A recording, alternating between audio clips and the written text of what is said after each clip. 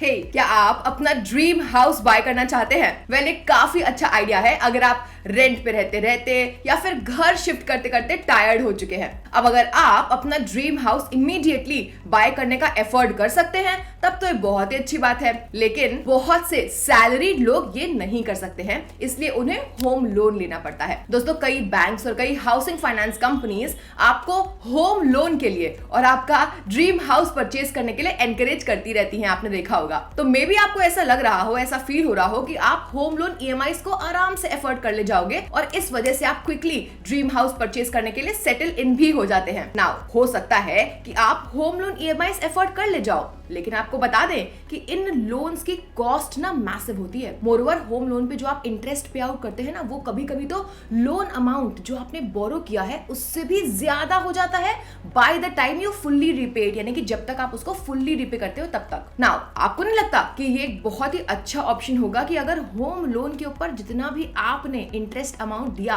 वो आप रिकवर कर लो? कैसे? एसआईपीज के थ्रू, इक्विटी फंड्स में इन्वेस्ट करके। सरप्राइज्ड हैं? वेल, ऐसा हम आसानी से कर सकते हैं और आप अपना होम लोन इंटरेस्ट फ्री भी कर सकते हैं। तो अगर आप ये जानने के लिए क्यूरियस हैं कि कैसे एसआईपी आपको एक इंटरेस्ट फ्री होम लोन देने में हेल्प करता है, देन प्लीज कीप वॉचिंग। लेकिन आगे बढ़ने से पहले प्लीज सब्सक्राइब बटन को हिट कर दीजिए, वीडियो को लाइक भी कर दीजिएगा आपने अब तक नहीं किया है तो, क्योंकि हम आपके लिए क्वालिटी कंटेंट पोस्ट करते रहते हैं पर्सनल फाइनेंस और इन्वेस्टिंग के ऊपर, जिससे कि आप वेल्थ बिल्ड कर सके। तो चलिए अब टॉपिक पे वापस आते हैं।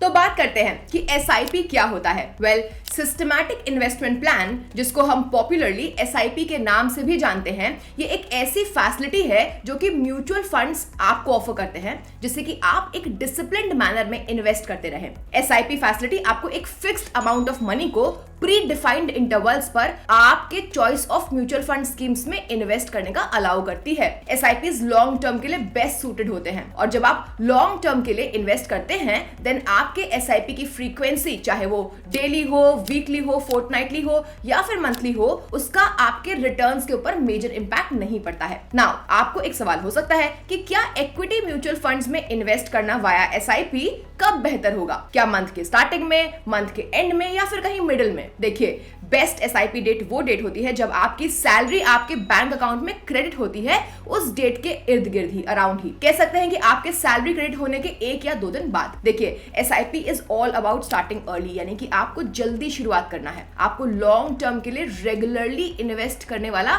डिसिप्लिन मेंटेन रखना है, जिससे कि आप अपने फाइनेंशियल गोल्स को रीच कर सके। मोरओवर, आपको अपने इन्वेस्टमेंट ऑब्जेक्टिव्स और रिस्क टॉलरेंस के हिसाब से ही राइट इक्विटी फंड्स भी सिलेक्ट करने होते हैं, अदरवाइज आप कभी भी अपने फाइनेंशियल गोल्स को रीच नहीं कर पाएंगे, इवन इफ अगर आप इक्विटी फंड्स में एसआईपी के थ्रू लॉन्ग टर्म के लिए ही क्यों ना इन्वेस्ट कर रहे हो। ऑल्सो आपको राइट अमाउंट से अपनी एसआईपी करनी पड़ेगी, जिससे कि आप लॉन्ग रन में वेल्थ एक्यूमुलेट कर सके। आइए समझते हैं कि आपके होम लोन्स इतने कॉस्टली क्यों हो जाते हैं। गाइस देखिए, क्योंकि होम लोन्स बहुत ही लंबे टाइम के लिए रन करते हैं, टिपिकली ये 15 से 20 साल और एन एवरेज के लिए रन करते हैं, तो आप बैंक वालों को बहुत ही ह्यूज इंटरेस्ट अमाउंट पे कर देते हो। और अगर आपका home loan interest rate average market rate से हायर है तब तो आपका ओवरऑल इंटरेस्ट रीपेमेंट और भी ज्यादा हो जाएगा।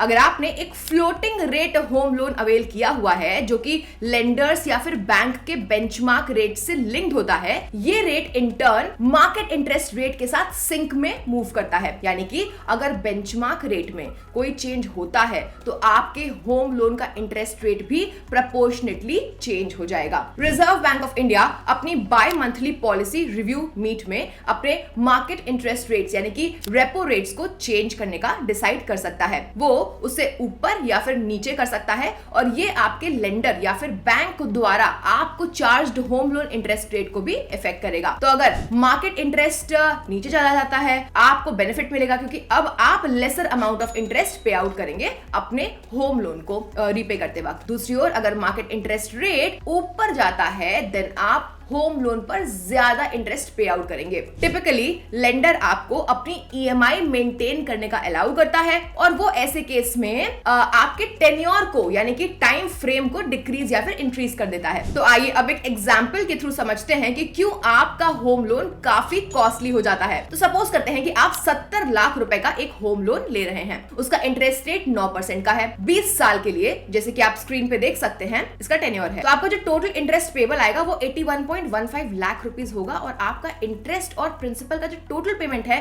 वो 1.51 करोड़ है। आपकी ईएमआई 62,981 रुपीस बनेगी। आप रेलेवेंट फिगर्स पे अराइव करने के लिए ग्रो का होम लोन कैलकुलेटर भी यूज कर सकते हैं। तो अगर आप यही मंथली ईएमआई 20 सालों के लिए पे करते हैं तो आप कुल मिला करके अपने लेंडर या फिर बैंक को 1.51 करोड़ रुपीस का टोटल पेमेंट कर बैठेंगे और इसमें से 81.15 लाख रुपीस तो सिर्फ इंटरेस्ट ही है जो कि आप अक्रॉस 20 इयर्स के टेन्योर में अपने होम लोन पे कर रहे हैं। तो 70 लाख प्लस 81.15 लाख हुआ 1.51 करोड़, यानी कि home loan amount plus interest payable is equal to total home loan payment. तो इसका मतलब है कि जो आपने बोरो किया था बैंक से, आप उससे कहीं ज्यादा पे बैक करते हो just as interest on home loan. आपने बोरो किया था सिर्फ 70 लाख रुपीस, इंटरेस्ट इस पे है 81.15 लाख रुपीस का on the home loan principal amount. However banks ऐसा ही करते हैं और होम लोन इंटरेस्ट से बचने का कोई और तरीका नहीं है। तो क्या इसका ये मतलब है कि आप जब तक आपके पास पूरा पैसा हो ही ना तो आप घर ही ना खरीदें? वेल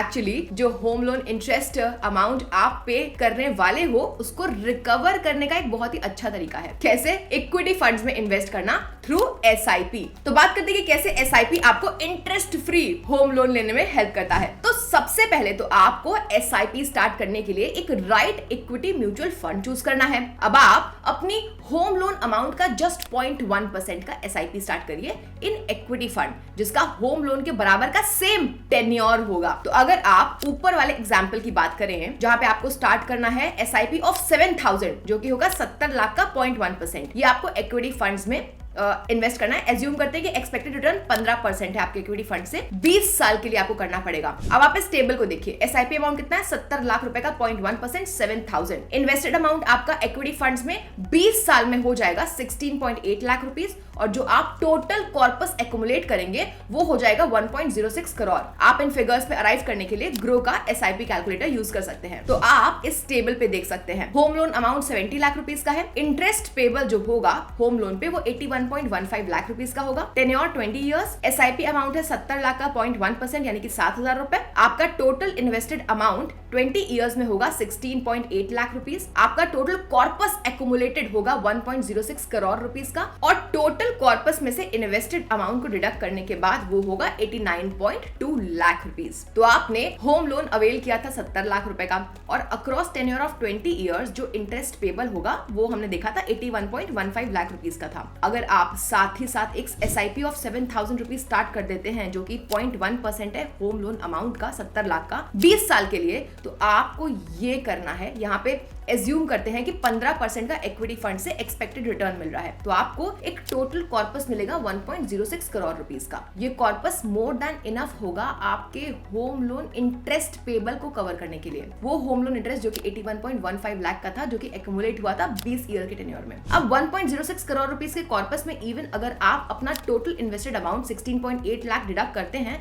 तो स्टिल आपके पास 89.2 लाख रुपीस का कॉर्पस आपके हाथों में रहेगा जो कि अभी भी इनफ है 81.15 लाख रुपीस का जो इंटरेस्ट था ना उसको कवर करने के लिए जो कि आपने होम लोन पे किया था। समझे आप? तो अब हम अपने कंक्लूजन पे आ चुके हैं। देखिए, अगर आप एक होम लोन लेते हैं तो डेफिनेटली आपको अक्रॉस इट्स टेन्योर एक बहुत ही साइजेबल इंटरेस्ट का पेमेंट करना होगा। हो सकता है आप इस बात को फील ना कर पाए कि इतना अमाउंट आपके बैंक अकाउंट में से निकल रहा है क्योंकि डेफिनेटली आप मंथली होम लोन ईएमआईज को तो आसानी से हैंडल कर ही सकते हैं। हाउएवर फैक्ट रिमेन्स दैट आप बहुत ज्यादा इंटरेस्ट पेमेंट कर रहे हैं बैंक को अपने होम लोन पे और इस इंटरेस्ट अमाउंट को रिकवर करने के लिए आप सिंपली एक एसआईपी स्टार्ट कर सकते हैं जो कि 0.1% होगा आपके होम लोन अमाउंट का जो कि आपने बोरो किया था अपने बैंक या फिर अपने लेंडर से। ये एसआईपी आप इक्विटी फंड में स्टार्ट करेंगे और आप इस इक्विटी फंड में स्टे करेंगे तब तक जब तक कि आपका होम लोन का लास्ट इंस्टॉलमेंट नहीं आ जाता। आप देखेंगे कि आपने एक साइजेबल कॉर्पस एक्यूमुलेट किया होगा जिसका इफेक्टिव इफेक्टिवली मतलब ये होता है कि आपको आपका होम लोन बिना किसी इंटरेस्ट पेमेंट के ही हासिल हो गया। तो गाइज ये था आज का वीडियो। आई होप कि आपको ये बेहद पसंद आया होगा और ऐसे ही और कंटेंट के लिए ग्रो के चैनल को प्लीज सब्सक्राइब करना ना भूलें। मिलते हैं नेक्स्ट वीडियो में। Bye bye.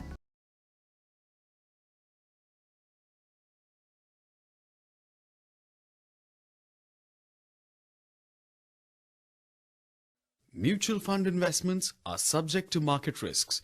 Read all scheme-related documents carefully.